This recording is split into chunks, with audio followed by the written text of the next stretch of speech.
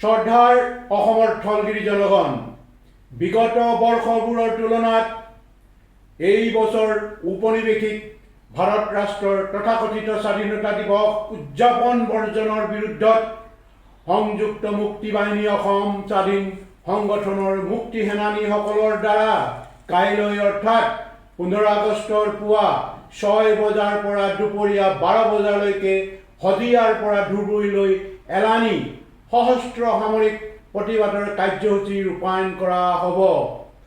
সেয়েহে জাতি, ধৰ্ম, বৰ্ণ আৰু আবাল বৃদ্ধ বনিতা নিৰ্বিশেষে কাইলৈ তথা 15 আগষ্ট দিনটোত সকলো ধৰণৰ চৰকাৰী বেচৰকাৰী কাৰ্যসূচী, ৰাজহুৱা স্থানত সমাগম পৰিহাৰ কৰাৰ উপৰিও পুৱা 6 বজাৰ পৰা দুপৰীয়া 12 বজালৈকে ঘৰৰ চৌহদৰ বাহিৰলৈ নোলাবলৈ শ্ৰদ্ধাপূৰ্ণ আন্তৰিক অনুৰোধ জনালোঁ।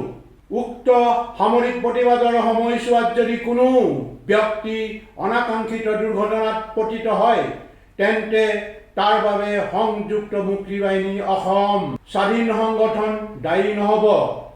স্বদেশ আৰু স্বজাতিৰ জন্মগত ৰাজনৈতিক স্বাৰ্থৰ হেতু স্থলগিৰি জনগণে এই সময়ছোৱাত সামান্য কষ্ট ত্যাগেৰে সহযোগিতা আগবঢ়াব বুলি আশা ৰাখিলোঁ।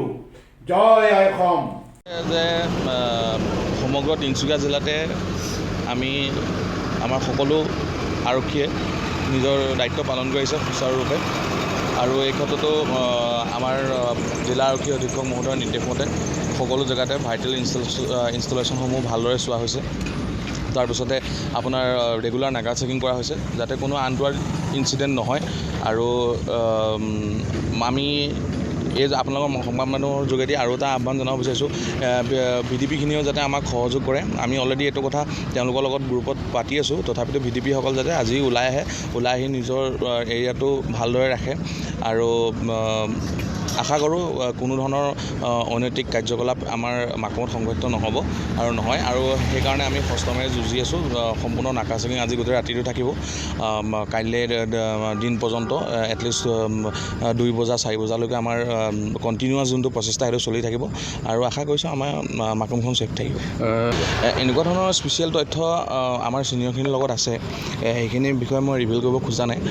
কিন্তু যিহেতু মোৰ দায়িত্ব আমাৰ মাকুম OC হিচাপে মাকুমখনক সুস্থ ৰখা আৰু সুস্থ পৰিৱেশত ৰখা, গতিকে এই ক্ষেত্ৰত আমি যিমান পাৰোঁ আমি চেষ্টা কৰি আছোঁ। আৰু দিনে নিশাই আমাৰ 4 জেগা 5 জেগাত নাকা চেকিং চলি আছে, আৰু বাইক ৰাইডাৰসমূহ ঘূৰি আছে।